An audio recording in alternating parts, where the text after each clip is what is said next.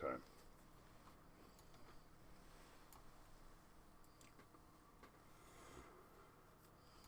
So, okay, all right, good. So we're gonna start. We're gonna start with this story. It's a short piece, but we're gonna start with how stupid people are.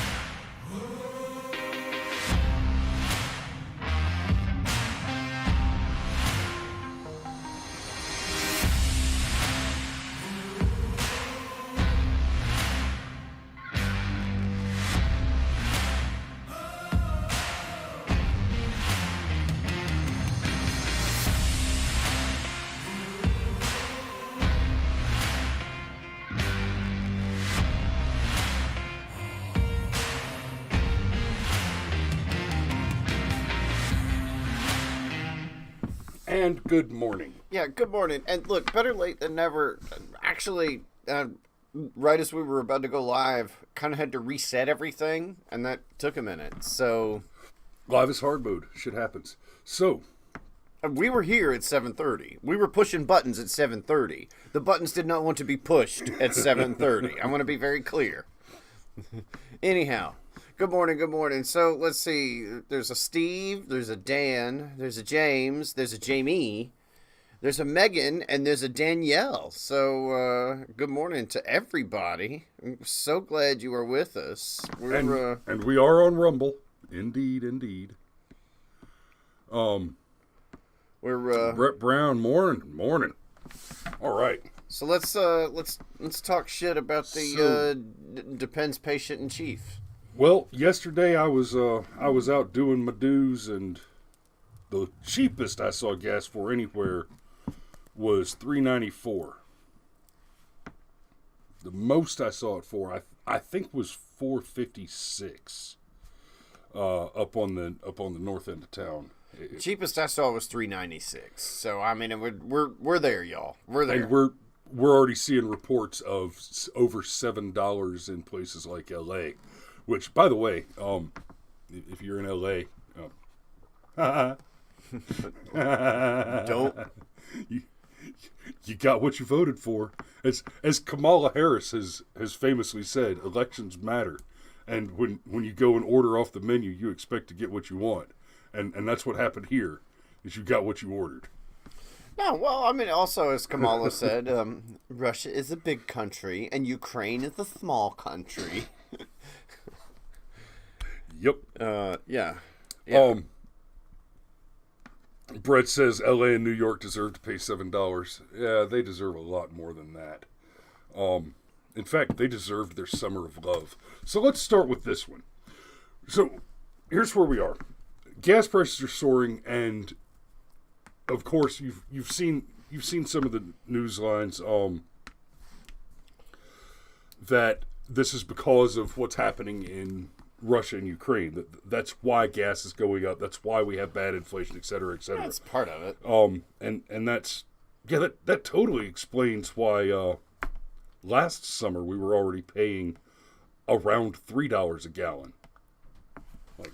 Yeah, that totally explains why for like a couple of months ago now we had like the highest inflation since like Jimmy Carter, when it was 7%. And that's 7% on paper. All that stuff that they're not measuring, where like, you know, rent and stuff like that has just skyrocketed. Like that, but that's all Ukraine's fault. right? Putin hadn't attacked And Ukraine yet. Alex says, don't forget those 9/10, fellas. $3.99 is $4. That is 100% correct. That's true. So the idea that gas prices and inflation are a problem right now entirely because Putin's a monster, that's a lie. Now, I won't go so far as to say that it's not a somewhat contributing factor to the ever-exacerbating failures of the Biden administration.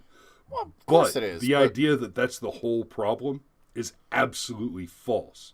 This isn't complicated. It started when Biden took office and immediately shut off American energy independence. He decided that things that Trump accomplished, if they're good, have to go. And we've already seen him renege on that in several places, reinstating the stay in Mexico policy, because he said Trump's bad, the thing Trump did is bad, and therefore we're going to undo it. And the result was an absolute humanitarian catastrophe, and he had no choice but to go back on that. And that's not the only place that we've seen that stuff happen. So now, as of yesterday, the U.S. have banned Russian oil. So we're going to look at a couple of hot takes on that real quick. This one from Slate through MSN.com. Republicans pushed Biden to ban Russian oil. Now they'll attack him for the results. You gotta love that pump priming, like the way the framing device, like we're not even gonna hide the fact that we're gonna gaslight you. You don't see the thing that you see, or you do see the thing that you see, but you're looking at it incorrectly. Like, that's just. And here's the thing, okay? Yeah, of course, there is some kind of an effect from the Ukrainian oil. I mean, not the Ukrainian oil, but the Russian oil. But it's sort of like when you're already carrying too much shit and your wife goes, "Oh, honey, here," and adds one more thing on top of the pile, and then you fall over and drop it all on the ground. Like, that's what this 8% is. It could very well be the thing that sent everything else into the tailspin, but that's because, well, we were already overloaded, like the straw that broke the camel's back, or in this case, the 8% of oil that broke the American economy. The analogy broke down for me at the very end there, but so let's just take a look at this real quick. So the article reads: Would Republicans after joining many Democrats to successfully urge the Biden administration to bar Russian energy imports, right there then in the turn to first blame sentence. Democrats in power for even higher prices at the pump? Connecticut Senator Chris Murphy chose to answer this question with committed sarcasm. That's not going to happen, Murphy told reporters on Tuesday after Biden announced the ban. I trust the Republicans are going to put the national security of this country ahead of their political interests and are going to offer no criticism of gas prices when they go up. Of course we're going to criticize gas prices when they go up, because here's what you're doing. You're pretending like this is happening in a vacuum. Oh, well, gas prices are going to go up because we're going to ban Russian oil because it's the right thing to do. Okay, listen up, you repeal and replace shitburgers. Okay? The Obamacare situation, yes, repeal it and don't replace it. It was bad to begin with. But here, there is a good option. Once you ban the Russian oil, there is something solid to replace it with. American oil. All you have to do is keep doing what we were doing before shithead got in office. It's not complicated. And let's be very clear on what the world looks like right now. A big part of what Biden ran on was this return to normalcy bullshit.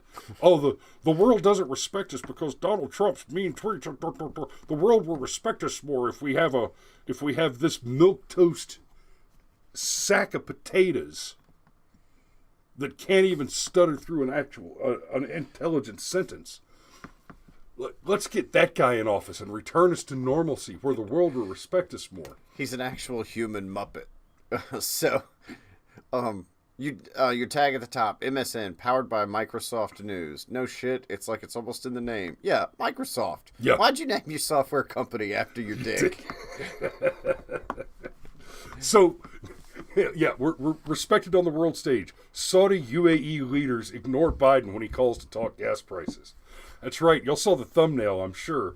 So apparently, Biden tried to call Saudi Arabia and the United Arab Emirates. Apparently, he had the same interaction with Venezuela on this.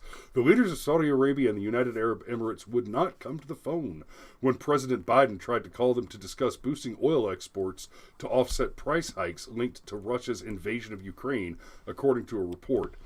This is hilarious. Saudi Crown Prince Mohammed bin Salman and the UAE Sheikh Mohammed bin Zayed Al Nahyan declined Biden's attempted outreach. The Wall Street Journal reported Tuesday. There was some expectation of a phone call, but it didn't happen, a U.S. official told the newspaper. It was part of turning on the spigot of Saudi oil. Okay. Can you picture not taking a phone call from the President of the United fucking States of America? Like, Suddenly I can picture it very clearly. Yeah, but... Because that president is an absolute laughingstock across the planet. Yeah, they know he's a demented Muppet. Yes. They know it. Yes. They know it. It's like, look, why don't you just go ahead and have Kamala call us, since she's probably going to be running the show before 2024 anyway? And honestly, I don't think it's just the fact that they think he's a demented, doddering, old whatever. I would not be surprised if in the circles of power, this is actually a thing that happens pretty frequently, and they all just look the other way on it, so none of them are forced to acknowledge when it happens in their own ranks. I strongly suspect that this has something to do with, like, the whole Afghanistan situation and all that. It's not just that he's demented. It's that... he can't be trusted. Yeah, he'll make a deal with you, or the previous administration will make a deal with you, and then he'll renege on it. I wouldn't be surprised if this is a Joe Biden specific problem, because Joe Biden specifically reneged. Alex is spot on right there. Saudi Arabia is more than happy to watch us hurt economically. That right there, you need to understand that statement is true. Name the country. There is not a single friendly country on this planet that wants to see America continue to succeed. Either there's actual enmity there, or their people generally think of America as being the pick-your-phobe, sexist, ageist, racist, whatever country. And the fact of the matter is, unless you're an active enemy of the United States of America, and even in many of those cases, you are almost guaranteed a baseline socialist society running massive welfare state at the cost of U.S. taxpayer subsidization. That's the Brits, that's the French, that's the Germans, that's the Russians, that's the Ukrainians, the Chinese, etc., etc. There is not a place in this world where your quality of living is not directly tied to the flourishing, the economic prosperity of the United States. Whether it's through having your military power subsidized via our involvement in NATO and the UN, so that you can, instead of focusing on your own national defense, spend defense money on socialized medicine and federalized retirement programs, which, you know, we saw how that worked out in Greece. They're absolutely sucking hind tit on that. But every one of those countries, every single country out there, sees the U.S. as being too big for its britches, as having done too well. Right? They look at you and they say, "Oh, there's that obnoxious rich guy with the shiny car. I hate him. I hate him because he has the shiny car. Yeah, I don't want to work harder and do better so I could be like him. I want him to suffer so he's more like me." Yeah, I want that car to get a flat tire. Go get a fucking job. Yeah, they want the car to get a flat tire. It's right. It reminds me of Obama when he deliberately kicked our economy in the shins because, you know. And he said it. Right. He said it. This is why I'm doing this. Because it would be more fair to spread it around. To spread it around. Yeah, the Joe the Plumber moment. That was man. It's funny. It feels like that was a lifetime ago, and yet I know, like, I mean, that was just like 15 years ago. Like, it was nothing ago, and yet. You know, in a lot of ways, it seems like the Obama presidency was a long time ago, and in a lot of ways, it seems like it cannot have been long enough ago. So as we're looking at all this happening, here's our great hope. Here's where you can take some hope. We already know, right? If this midterm election is not an absolute red wave massacre, it will be more suspicious than the most recent suspicious election you can think of. I was going to say it was going to be more secure than the most secure election you could think of. It will have been aggressively fortified. Yes. If this upcoming election is not an absolute red wave disaster for the enemies of the United States of America, you should be deeply concerned. Hey. And so, when that happens, and the Republicans take total control, remember, we're talking about Republicans here. We're not talking about righteous champions of good and liberty. We're talking about the worst possible champions we could hope for against the most evil and hateful enemies of the country that we're facing. But they're the best we can get right now. And here's where there's a grain of hope. Think back to the 90s and how a Republican-controlled House and Senate forced Bill Clinton kicking and screaming into a balanced budget and an actual surplus. A surplus of paper, but the only thing we can hope for at this point is that a newly invigorated Republican Party will force Biden to return to more Trump-era policies, most significantly, American energy independence. That's the best we can hope for. And I say that now. Several of you that are watching this show right now, I see at meetings, I see at events, actually engaging with politicians, getting a chance to shake hands with and say words to the people that will be in the position to make decisions and make some noise. And this is what I want you to say to them. Listen, your primary objective, and this needs to be your campaign, this needs to be a part of your platform, a part of your campaign, is that we will force legislation to Biden's desk. We will make him either veto or approve legislation to reinstate all American energy exploitation. Drill, baby, drill. Frack, baby, frack. Get the hell back to work. And stop buying oil from shithole countries. Well, all of the above. Like, when people are like, oh, are you for wind or solar or gas or just all of it? No. No, listen. No, okay? No. Okay. I mean, go ahead. But I'm trying. All right. But it's an acceptable, so like, as an example, wind's a great solution in Kansas. Solar's a fantastic solution in Arizona. Okay? Like, there's nothing that says you cannot take advantage of your regional assets. Okay? Like, coastal energy, that's a good one, but you got to be on the coast.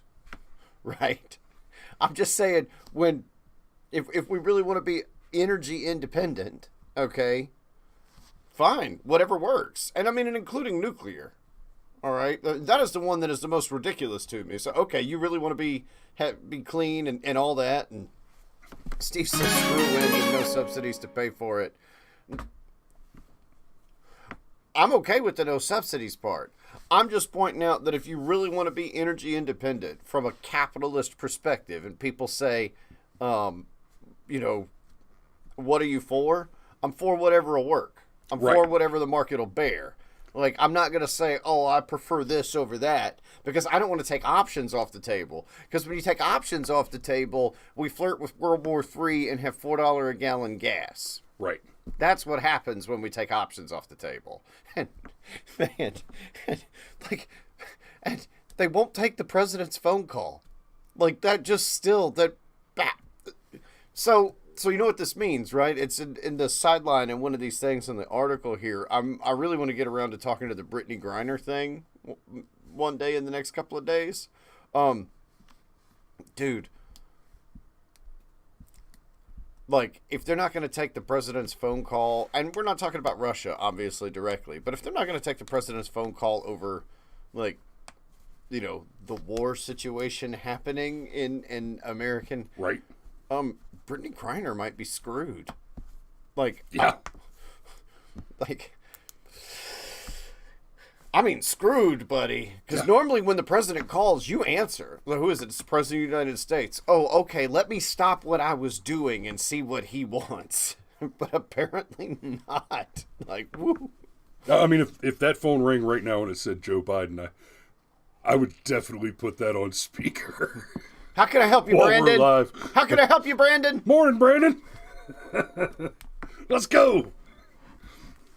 All right. That's about all I've got this morning. I'm gonna go ahead and put a button in it right there, because I don't see how we open up something else without going way down a rabbit hole that takes us over the hour. Y'all be safe out there, and we will see you tomorrow.